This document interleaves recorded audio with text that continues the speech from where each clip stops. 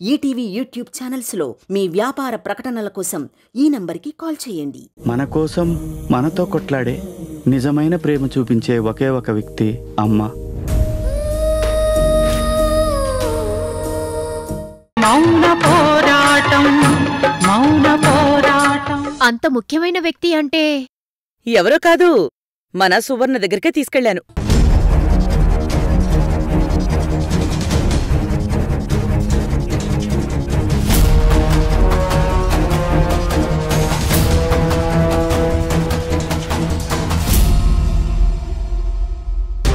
ఏంటి మన సువర్ణనా? సువర్ణత్తయ్య పేరెత్తితేనే మనశ్శాంతి కరువవుతుందనుకునే ఈ దుర్గా మనస్ఫూర్తిగా మన సువర్ణ అంటుందా? ఏంటో ఈవిడ వింత ప్రవర్తన. ఏంటి నక్షత్ర,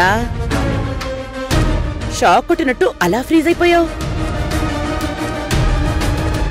సువర్ణింటికి నేను తను కలిసి వెళ్ళడం పెద్ద విషయమేం కాదు.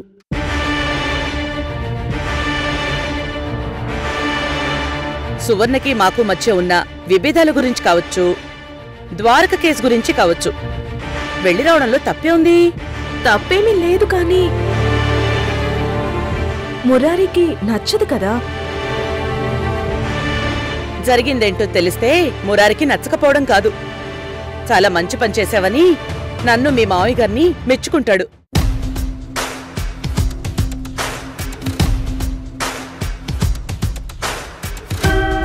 అరే, ఏం జరిగిందని ఎవ్వరూ అడగరేంటి?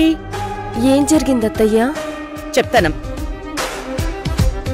ద్వారక కేసు విషయంలో కీలకమైన వ్యక్తి నానాజీ చాలా రోజులు సువర్ణ ఇంట్లో ఉన్నట్టుగా, అక్కడి నుంచి తప్పించుకుని పారిపోయినట్టుగా సీసీటీవీ ఫుటేజ్ దొరికింది.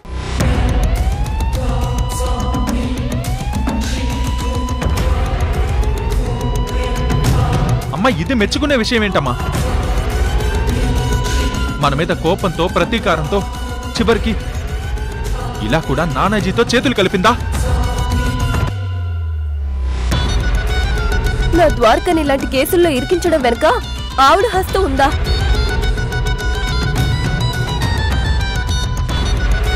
ఇన్నాళ్లుగా సైలెంట్ గా ఉందనుకుంటే ఎందుకన్నమాట? అలాంటి మనిషిని అస్సలు వదిలిపెట్టకూడదు. నక్షత్రకి తప్ప మీ అందరికీ సువర్ణ మీద కోపం వచ్చింది కదా?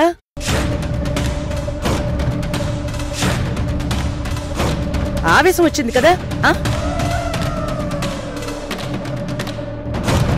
ఇంతకంటే ఎక్కువ ఆవేశం రాజశేఖర్కే వచ్చింది. ఆ ఆవేశం వచ్చిన మనిషి ఆ సువర్ణని నిల్లేయడం కాదు, చెంప చెళ్ళుమని పగలగొట్టాడు.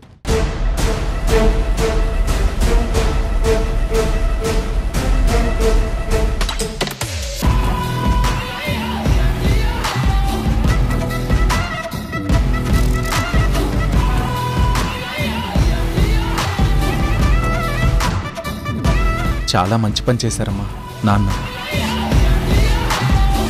ఇంతకీ సమాధానం చెప్పిందా? రాజశేఖర్, నువ్వే చెప్పు. ఏం చెప్తుంది మురారి సువర్ణ? తనకేమీ తెలీదని చెప్పింది, కానీ దుర్గా అనుమానంలో నిజముంది. ఆ నిజం ఎప్పటికైనా బయటపడుతుంది. ద్వారకకు అన్యాయం జరగదు.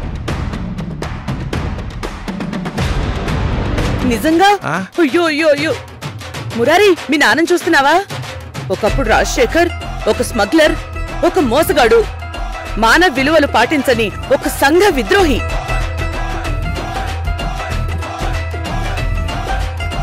తన వల్ల ఎవరికైనా హాని జరగాల్సిందే తప్ప ఏ ఒక్కరికి మంచి జరగదు.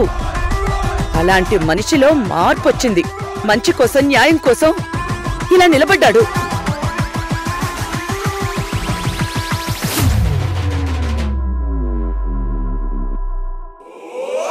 అత్తయ్య మావయ్యని తిడుతుందా, పొగుడుతుందా? అర్థం కావడం లేదు మయూరి.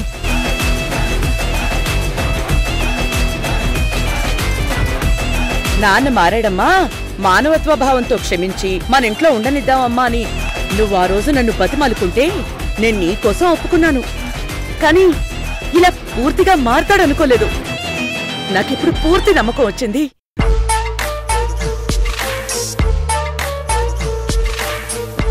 మామయ్య గారిని ఈ దుర్గ ఇంత పొగడాల్సిన అవసరం లేదు. ఈ పొగడ్తల వెనుక ఏవో కత్తిపోట్లు ఉన్నట్టు అనిపిస్తోంది.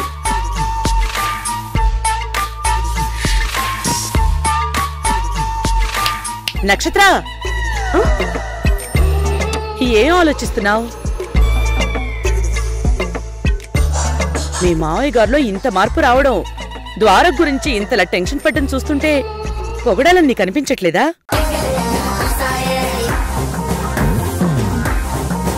చిన్నవాళ్ళు పెద్దవాళ్ళని పొగడొచ్చు గాని పెద్దవాళ్ళని చిన్నవాళ్ళు కూడా పొగడొచ్చు. ఇదేంటి, పొగిడేదాకా ఈ మనిషి వదిలిపెట్టేలా లేదు. నక్షత్ర, మామయ్య గారు ఏమైనా పరాయివాడా పొగడ్డానికి? ద్వారకా బావగారికి స్వయాన తండ్రి. అవును, కొడుకు కష్టాల్లో ఉంటే కాపాడుకోవాల్సిన బాధ్యత తనకుంటుంది. ఇప్పుడు ఆ ప్రయత్నమే చేస్తున్నారు. దానికి పొగడాల్సిన అవసరం లేదని నా అభిప్రాయం అత్తయ్య గారు. నువ్వు చాలా తెలివైన దానివి నక్షత్ర, బాగానే సమాధానం చెప్తున్నావు. ఇక్కడెవరికీ బంధాలే గుర్తు లేనట్టు, ఎవరికి ఎవరు ఏమవుతారో తెలియక పొగుడుతున్నట్టు చెప్తున్నావు. తెలివైన దానివే. ప్రాణాలు తీసే హంతకుడు సాధువుగా మారడం గొప్ప విషయం. అది జరిగినప్పుడు మారిన వ్యక్తి సొంతవాడా పరాయివాడా అని ఇన్వెస్టిగేషన్ చేసి పొగడాల్సిన అవసరం లేదు. చిన్న చిన్న విషయాలకే ఒకరికొకరం కృతజ్ఞత చెప్పుకుంటాం. ఇలాంటి విషయంలో మీ మావయ్యకి ఇంకెంత చెప్పుకోవాలి? ఏమంటారా శేఖర్? అయ్యో, మన మంచి గురించి మనం చెప్పుకోవడం, మన గొప్పల గురించి ప్రస్తావించడం ఎందుకు? ఇప్పుడు వదిలే. నానా, అమ్మ ఎప్పుడు నీ గురించి ఎప్పుడు ఇంతగా మాట్లాడలేదు. ఇన్నాళ్లకు మాట్లాడుతుంటే ఎంతైనా మాట్లాడినివ్వు, చాలా సంతోషంగా ఉంది కదా. కొన్ని మాట్లాడాలి, కొన్ని మనసులో పెట్టుకోవాలి. చెడు విషయం చెవిలో చెప్పాలి, మంచి విషయం ఊరంతా చెప్పాలి. అయ్యో, రాజశేఖర్కి దిష్టి తగిలేలా ఉంది. నక్షత్ర, మీ మాయకి దిష్టిది. అయ్యో, నాకు రాదత్తయ్య గారు. నేను నేర్పిస్తాను. నువ్వు వెళ్ళి ఉప్పు ఎండుమిరపకాయలు తీసుకురా. అమ్మ చెప్తుంది కదా, వెళ్ళి తీసుకురా. దుర్గా, ఇప్పుడు ఇవన్నీ పర్లేదు రాజశేఖర్, ఉండు.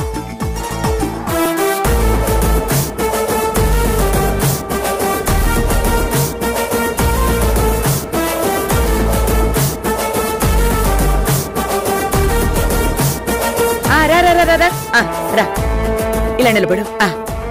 ఇప్పుడు చెప్తాను, బాగా విను. మంచి హారతైతే కుడివైపు తిప్పాలి. ఇలాంటి దిష్టి అయితే ఎడం వైపు తిప్పాలి. అంటే యాంటీ క్లాక్ వైజ్ అన్నమాట. అర్థమైందా? తిప్పు. అర్థమైంది. తిప్పు.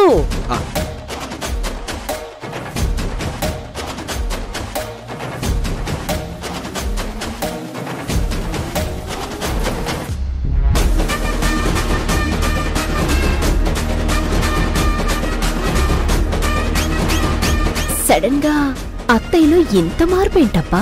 ఏం అర్థం కావట్లేదే. ఏంటి మామయ్య గారు ఇదంతా?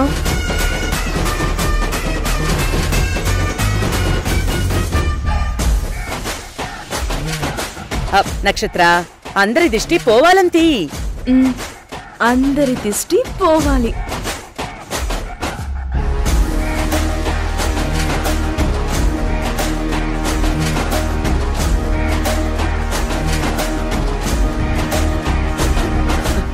రాజశేఖర్, థూ థూ థూ అని ఉమ్ము.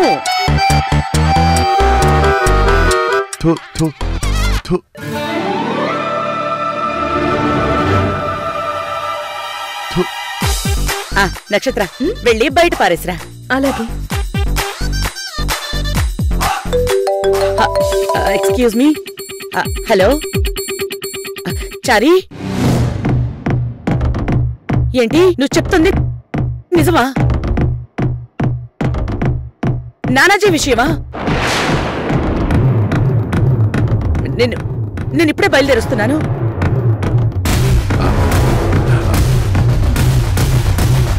అవంతి, ద్వారక కేసు విషయం గురించే చారీ ఫోన్ చేశాడు.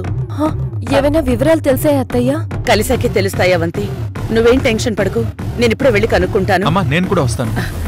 మురారి నువ్వు అవసరం లేదులే, నేను వెళ్ళొచ్చేస్తాను. అవంతి నువ్వు జాగ్రత్త. దుర్గా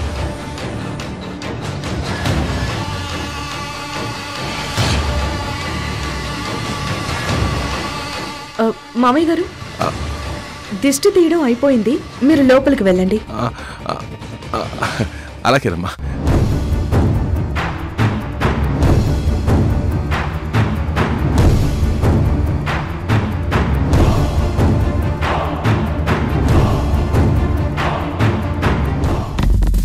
ఏంటి మామయ్య గారు ఇది?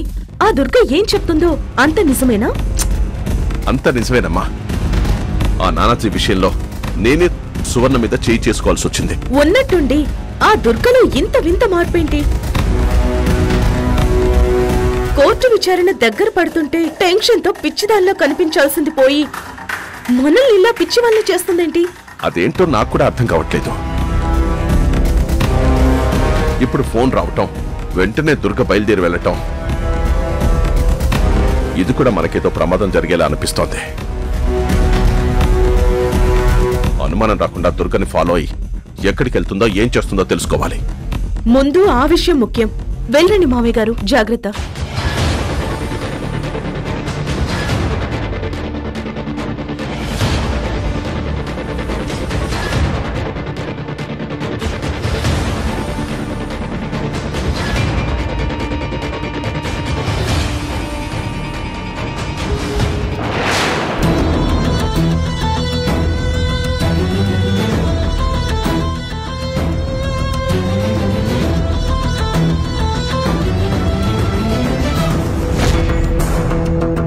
ఏంట్రా శేఖర్, నువ్వెక్కడికి బయలుదేరావు? నానాజీ విషయం గురించి చారి నీకు ఫోన్ చేయడం, నువ్వు ఒక్కదానివే వెళ్ళటం, నీకేదైనా అయితే అందుకే భయవేసి నేను నీకు తోడుగా అవుతావని. నా మీద నీకున్న బాధ్యతకు చాలా థ్యాంక్స్. అంతకంటే ద్వారక గురించి ఏ విషయం తెలుస్తుందో అనేసి నాకన్నా ఎక్కువగా నువ్వు ఆతృతగా రావటం నాకు నచ్చింది. కానీ ఇప్పుడు ఎవరూ వెళ్లాల్సిన అవసరం లేదు. అదేంటి? కానిస్టేబుల్ చారికి రాంగ్ ఇన్ఫర్మేషన్ వచ్చిందంట. వెంటనే కాల్ చేశాడు. ఇంకెలాగో బయలుదేరాను కదా, మార్కెట్కి వెళ్ళి కూరలు తీసుకొద్దాం అని అనుకున్నాను. అందుకే లోపలికి వెళ్ళి సంచి తీసుకొస్తాను.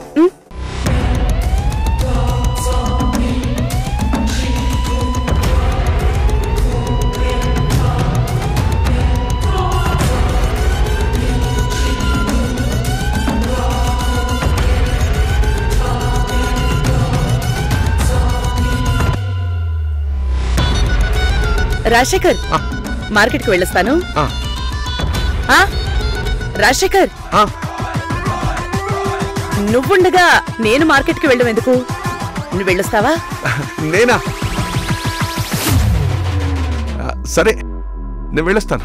అయితే సంచి తీసుకో, వెళ్ళు వెళ్ళు.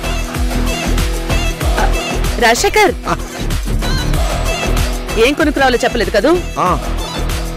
2 కేజీలు టమాటాలు, 4 కేజీలు ఉల్లిపాయలు, కేజీ బెండకాయ, కేజీ దొండకాయ, 2 సొరకాయలు, తాజాగా అనిపిస్తే ఆకుకూరలు కూడా తీసుకురా. హలో, పచ్చిమిర్చి కరివేపాకు మర్చిపోయాను. వెళ్ళి తీసుకురా. ఆలోచిస్తున్నారండి, వెళ్ళండి, టైం అవుతుంది.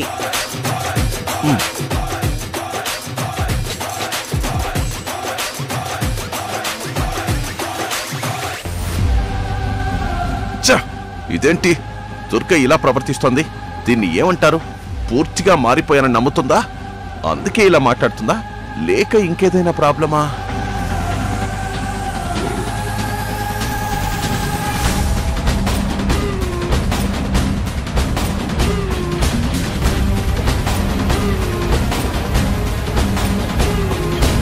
రాజశేఖర్, నువ్వు అయోమయంలో పడ్డావని నాకు బాగా అర్థమవుతోంది. ఇంకా పడతావు. నటన నీకే కాదు, నాకు వచ్చు.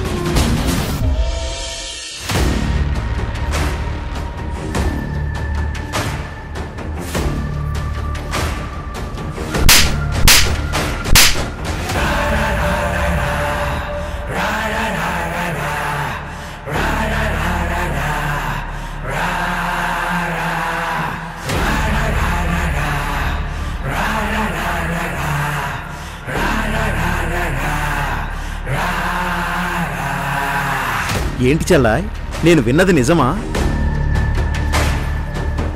ఆ దుర్గ రాజశేఖర్ని తీసుకొచ్చి నిన్ను కొట్టిందట? ఎప్పుడు లేని పని కట్టుకొని అలా రావడమేంటి, ఇలా ప్రవర్తించడమేంటి? జీవిత ఖైదు పడుతుందో మరణశిక్ష పడుతుందో అర్థం కాక కొడుకు గురించి పిచ్చెక్కిపోయి తిరగాల్సిన దుర్గ చాలా కొత్తగా ప్రవర్తిస్తోంది. కేసు గెలవాలనుకుంటున్న మనిషి అసలు ఏం ఆలోచిస్తుంది? నిన్ను రాజశేఖర్ని పిచ్చివాళ్ళం చేయాలని చూస్తోంది. అవును మామయ్య గారు, ఆ దుర్గ నిజంగా మనల్ని పిచ్చివాళ్ళని చేస్తుంది. కోర్టు విచారణ అనేది తన కొడుక్కి ప్రాణగండం అన్నంతగా టెన్షన్ పడాల్సిన మనిషి మనల్ని టెన్షన్ పెట్టేస్తుంది. నేనేవి టెన్షన్ పడట్లేదన్నయ్యా. రాజశేఖర్ నానాజీని చంపేశాడు. ద్వారక నిర్దోషి అని నిరూపించే ఒక్క ఆధారం కూడా లేకుండా తారుమారు చేశాం. నానాజీ చావుతోనే అంతా అయిపోయింది. ఇక మనం ఆ దుర్గకి భయపడాల్సిన అవసరం ఏం లేదు. చెల్లాయ్, కొన్ని విషయాల్లో కీడించి మేలంచమంటారు కదా. ఒక్కోసారి మనం కూడా జరగబోయే కీడేంటో అంచనా వేసి జాగ్రత్త పడాలి. మనకేం కీడు జరగబోతోందన్నయ్యా? అమ్మా, రాజశేఖర్ నానాజీని ఖచ్చితంగా చంపాడనే అనుకుందాం. మరి నానాజీ శవం ఏమైనట్టు? నిజంగా రాజశేఖర్ నానాజీని చంపాడా? నానాజీనే చంపడం ఏంటి నక్షత్ర? నానాజీనే నేను చంపాను. చివరి నిమిషంలో బ్రతికుండొచ్చేమో. పూర్తిగా చచ్చిపోయాడని మీరు కన్ఫర్మ్ చేసుకుని అక్కడి నుంచి వచ్చేయడమే తప్పైందేమో. లేదు, వాణ్ణి నేను చంపేశాను, ఇది కన్ఫర్మ్. చంపారనే కన్ఫర్మ్ చేసుకుందాం. మరి ఆ రాత్రి గడిచాక ఆ అడవిలో టేకు చెట్ల మధ్య శవాన్ని ఇంతవరకు ఎవరూ చూడలేదా? పోలీసులకు సమాచారం ఇవ్వలేదా? ద్వారకా కేసు విషయంలో ఎలాంటి తీర్పు వస్తుందా అని మీడియా మొత్తం ఎదురు చూస్తున్న ఈ టైంలో నానాజీ చావు విషయం తెలియకపోవడం అంటూ ఉండదు మావయ్య గారు. ఆ దుర్గ మీకు భోజనం వడ్డిస్తూ ఒకవేళ నానాజీ బతికొస్తే ఏంటి పరిస్థితి అని ఒక మాట అంది. మరి ఆ మాటకేంటి అర్థం? అన్నయ్య, లేనిపోని అనుమానాలతో నన్ను అయోమయంలో పడేకు. మనల్ని అయోమయంలో పడేస్తోంది ఆ దుర్గమ్మ. టెన్షన్ పడకుండా ఏదో స్కెచ్ చేసినట్టు దుర్గ ప్రవర్తిస్తుంటే మన మీద ప్రతీకారం తీర్చుకోవడం మొదలుపెట్టిందేమో అనిపిస్తోంది. ప్రతీకారం తీర్చుకోవాలని ఫిక్స్ అయితే మన గురించి తెలియాలి. అయినా తెలిస్తే గట్టిగా నిలదీస్తుంది. చట్టపరంగా వెళ్లి ముందస్తుగా ఈ పాటికి అరెస్ట్ చేయించుంటుంది కదా. దుర్గ చీకట్లో బాణాలు వేస్తుంది. మనం పొరపాటున కూడా దొరకకూడదు నక్షత్ర.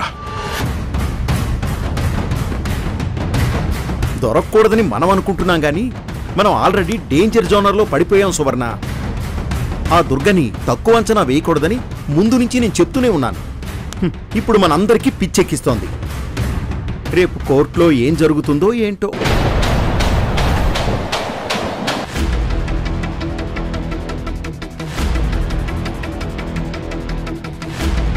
ఈ దుర్గ నానాజీ కోసం అన్ని ప్రయత్నాలు చేసి వాడి చావు వార్త తెలియగానే సైలెంట్ అయిపోవడం ఏంటో, రాజశేఖర్ మామయ్యను తీసుకెళ్లి సువర్ణత్తయ్యను కొట్టించడం ఏంటి, ఏమీ అర్థం కావట్లేదు. ద్వారకను కాపాడాలంటే ఇంకేదైనా ఆధారాలు సంపాదించాలి. నానాజీ ఎలా చనిపోయాడో ఏం జరిగిందో తెలుసుకోమని పోలీస్ కంప్లైంట్ అయినా ఇవ్వాలి. ఈ ప్రయత్నాలు ఏమీ చెయ్యట్లేదంటే ఆ దుర్గ ఆశలు వదులుకున్నట్టా, లేక ఇంకేమైనా ఆధారాలతో సిద్ధంగా ఉన్నట్టా? వెంటనే తెలుసుకోవాలి.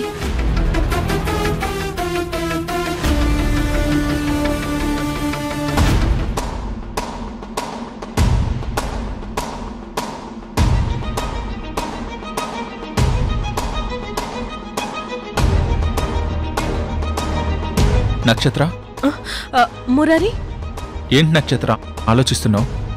2 రోజుల్లో కోర్టు విచారణ.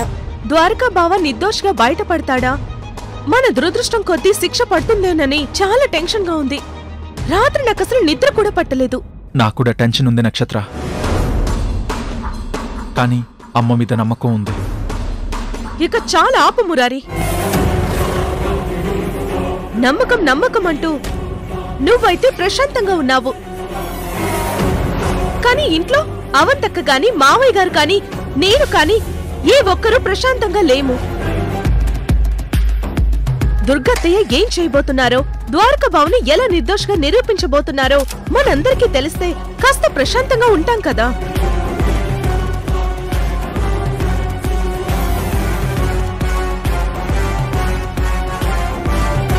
ఏం ఆలోచిస్తున్నావు మురారి? నానాజీని ఎలాగైనా పట్టుకుంటే అతని దగ్గరున్న ఆధారాలతో మన శత్రువులెవరో తెలుస్తారు. ఈ కుట్రలు చేస్తుంది ఎవరో అర్థమవుతుంది అని అత్తయ్య గారు మనతో అన్నారు. కానీ ఆ నానాజీ ఏమో చనిపోయాడని అత్తయ్య గారు అంటున్నారు. మరి రేపు కోర్టు విచారణలో ద్వారకాబావ తప్పేం లేదని అసలు ఎలా రుజువు చేయగలదు? టైం లేదు మురారి.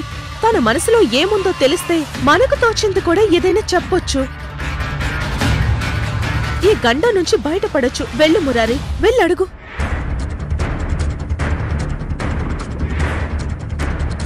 వెళ్ళు మురారి.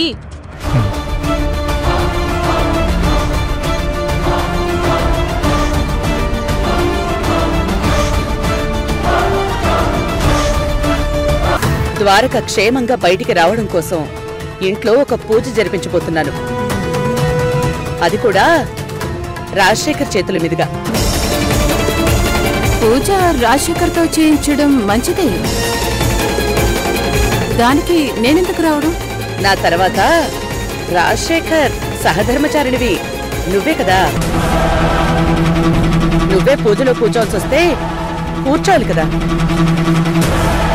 ఈటీవీ విన్ యాప్ రోజుకి కేవలం రూపాయి మాత్రమే. ఇప్పుడే ఈటీవీ విన్ యాప్ డౌన్లోడ్ చేసి సబ్స్క్రైబ్ చేయండి.